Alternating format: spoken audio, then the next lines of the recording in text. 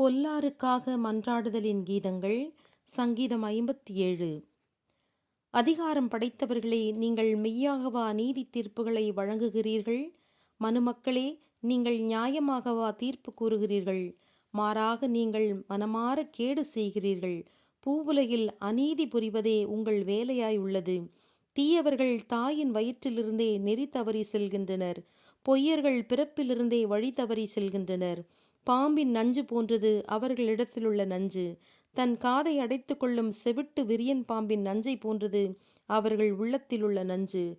பாம்பாட்டியின் குரலை அது கேட்க விரும்புவதில்லை.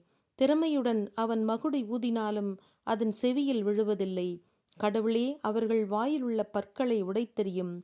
ஆண்டவரே, அந்த சிங்கங்களின் கடைவாய் பற்களை நொறுக்கிவிடும்.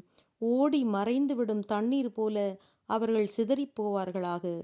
தங்கள் அம்புகளை அவர்கள் தொடுக்கும்போது அவை கூர்மையற்று போகட்டும். கரைந்து ஓடுகிற நத்தையைப் போல் அவர்கள் உருகி போவார்களாக. தாயின் வயிற்றிலேயே பிறக்காமல் சிதைந்தழியும் கருவை போல் ஒழிவார்களாக. அடுப்பில் போட்டு எரிவதற்கு முன்பே பச்சையாய் இருக்கும்போதே சுழற்காற்றினால் அடிபட்டு போகும் முட்புதர் போல் ஆவார்களாக. இப்படி நீர் பழிவாங்குவதை காணும்போது நீதிமான் அகமகிழ்வான்.